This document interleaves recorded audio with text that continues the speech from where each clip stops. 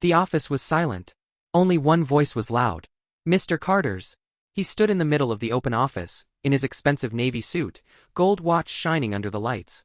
In his hand, a printed file. On the floor the same file, scattered papers, and a young intern kneeling to pick them up. Daniel. His cheap shirt was a little too big. His old shoes were scratched. His hands were shaking as he gathered the papers Mr. Carter had thrown. Mr. Carter shouted. Are you blind, Daniel? You can't even print a simple file, right? Daniel's voice was soft. Sir, I'm sorry. The printer. Mr. Carter cut him off. Stop talking. Just look at you. You can't even handle an internship. People like you don't belong in my company. Everyone heard it. The other employees stopped typing. Mia, a kind coworker, looked down in shame. Daniel's face turned red. His eyes filled with tears. He stared at the floor so no one would see. His voice broke. Please, sir. I really need this job. Mr. Carter laughed coldly. Oh, I'm sure you do. That's why you should be grateful I even let you breathe in this office. Now move. Don't waste my time. He kicked one of the scattered pages with his shoe and walked away toward his glass cabin, not even turning back. Daniel held the pages close to his chest. Inside, his heart screamed. I'm trying my best. Why is it never enough? What Mr. Carter did not know. This useless poor intern carried a secret talent. And that talent would soon decide the future of his whole company. If you were in Daniel's place, would you stay after this insult? Or walk away? The day moved on, but the words stayed in Daniel's head. People like you don't belong here. He sat at a small corner desk near the printers. It wasn't even a proper workstation. Just a leftover table. On his screen, he checked emails, arranged files and made coffee requests. Nothing important. Nothing that used his real skills. His stomach growled. He had not eaten breakfast. He opened his bag. Inside, there was only a small dry sandwich wrapped in old paper. He took a tiny bite and saved the rest. It had to last till evening. Mom must have taken medicine without food again, he thought. At home, his mother was sick. His younger sister was still in school. His father had died years ago. Rent was due. Bills were waiting. This internship salary was their only hope. Mia walked over and spoke softly. Hey, you okay? Daniel wiped his eyes quickly. Yes, I'm fine. She looked at him kindly. Don't listen to him. Mr. Carter talks like that to everyone. He thinks money makes him bigger than people. Daniel forced a small smile. It's okay. I just don't want to lose this job. Mia glanced at the sandwich. Is that your lunch? He nodded. She hesitated, then whispered. You know there's leftover food in the meeting room from the client lunch. Go grab some before they throw it away. He shook his head, embarrassed. No, it's okay. I'm fine. She smiled sadly and left. When she was gone, Daniel pulled out something from his bag. A small, old notebook. The corners were bent. The cover was faded. Inside, the pages were full of neat charts, business ideas, app interface sketches, and designs for presentations. Graphs, icons, layouts, all hand-drawn. This was his secret. Nobody at the office knew he had taught himself graphic design and data analysis from free online videos at night. Nobody knew he loved turning boring numbers into clear, beautiful stories. He looked at his notebook and sighed. If I ever get a chance, I'll prove I'm not useless. But in this company, he was just the poor intern. Across the room, Mr. Carter was in his glass cabin, laughing loudly over a call. Of course we'll close the deal tomorrow, he told a client. Our presentation is perfect. We're talking millions here. He hung up and called out. Mia, get in here. Mia walked in quickly. Tomorrow's meeting is with the biggest client we have, he said. If we win, it will double our profits. If we lose, well, that won't happen because I don't lose. He smirked. Where is the final presentation file? He asked. Mia answered. It's on the shared drive, sir. Liam was working on the design slides last night. Liam was the company's main designer. Good, Mr. Carter said. We need everything perfect. Nobody makes a mistake. Or they're out. Understand? Mia nodded. But as she left the cabin, her phone buzzed. A message from Liam. I'm so sorry. I had a family emergency. I couldn't finish the slides. I'll send what I have, but it's messy. Her heart sank. She opened the incomplete file. Many slides were half done. The layout was broken. Some charts were missing data. This is not ready at all, she whispered. At that same moment, the office lights flickered. The shared drive connection dropped for a few seconds. On Daniel's corner screen, a small message popped up. File corrupted. Cannot open. He tried again. Same message. He looked over at Mia's worried face. Something was going very wrong. Mia hurried to Mr. Carter's cabin. Sir, we have a problem, she said, voice shaking. He frowned. What problem? The main presentation file. It's corrupted. And Liam didn't finish the design. We only have half-done slides. Mr. Carter's face changed. What? He shouted. The meeting is tomorrow morning. He stormed out into the office again. Everyone froze. Who had the last backup? He yelled. Daniel swallowed. His voice was small. Yes, sir. I downloaded it last night to print a test copy. Mr. Carter turned to him like a hunter. So you are the one who messed it up? No, sir. Daniel stammered. I only printed it. The file was all ready. Enough. Mr. Carter's voice cut through the air. If tomorrow's presentation fails, you are finished. Do you hear me? Daniel nodded slowly. His chest felt heavy. Inside, a small voice whispered. I can fix this. I know how to redesign slides. I know how to clean data. If only someone would trust me. The day ended with tension in the air. The big meeting was tomorrow. The file was broken. And the easiest person to blame was the poor intern. Everyone went home worried. But Daniel stayed late, staring at the broken file. He clicked it one more time, and an idea flashed in his mind. Should I try to rebuild the whole thing myself, in one night? The office was dark. Only one small desk lamp was on. Daniel sat at his corner table, alone. Everyone else had gone home hours ago. Even the cleaners had left. On the screen, the corrupted file showed only broken code-like symbols and empty gray boxes. He looked at the clock.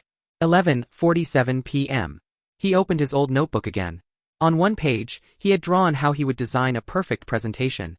Simple, clean slides. Clear charts. Icons instead of long text. A story from problem, to solution, to success. He whispered to himself. If no one believes I can do it, I'll still do it. For myself. For Mom. For my future.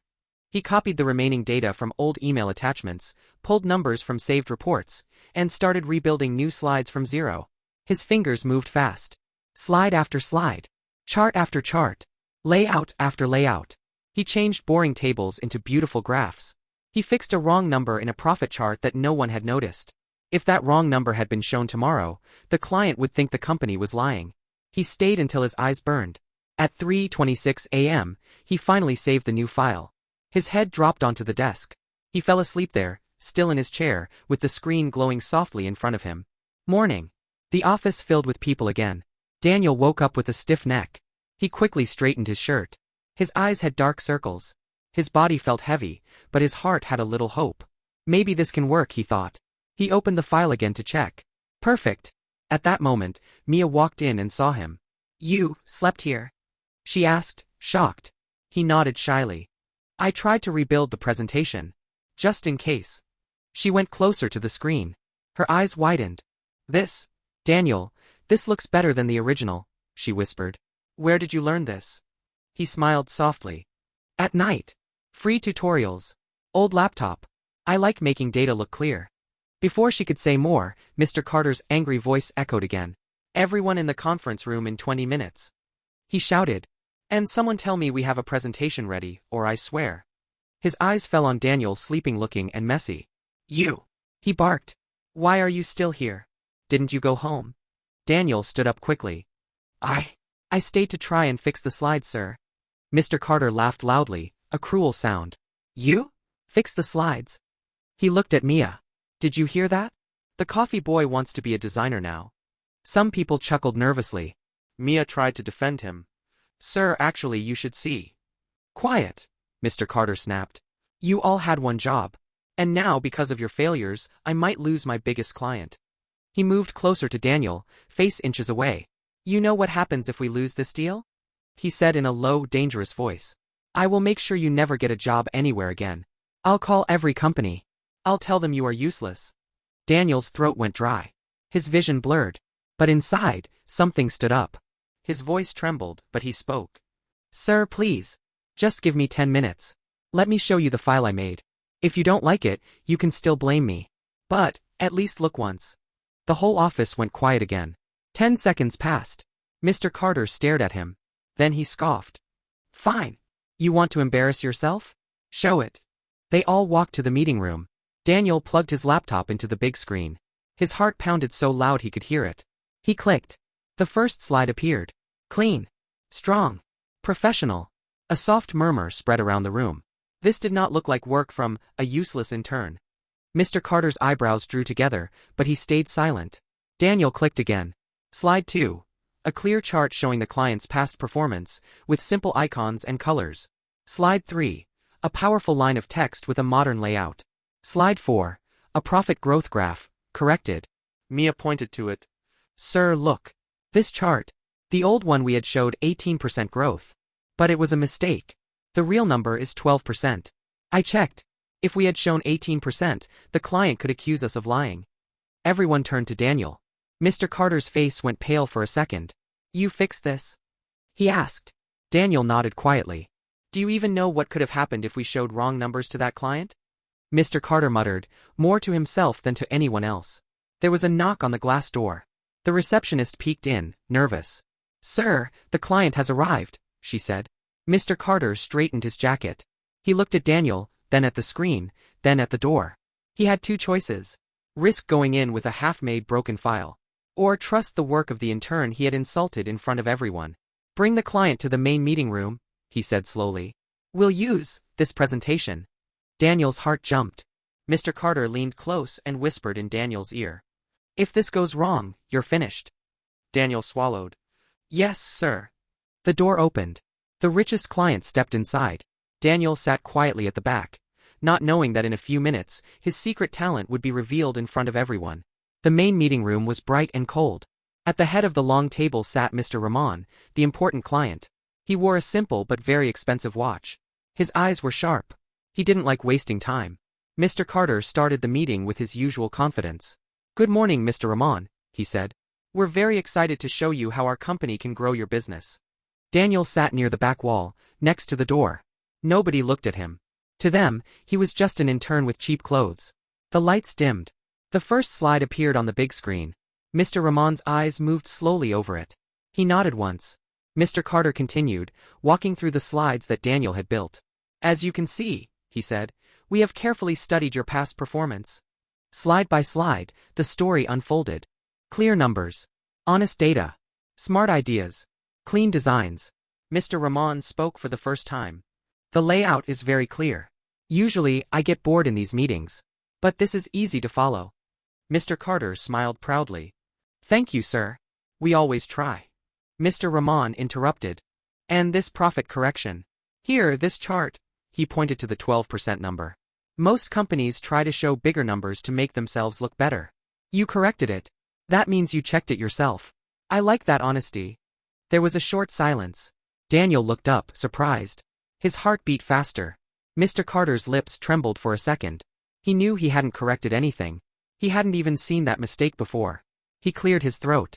Yes, of course, he said. We double-check everything. Mia glanced at Daniel. Guilt filled her eyes. They finished the presentation.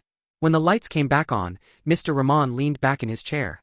I have seen many companies pitch to me, he said. Most of them use big words and fake promises. Today I saw something different. He looked directly at the screen's last slide. At the bottom, very small, was written. Designed by DK. Mr. Ramon asked.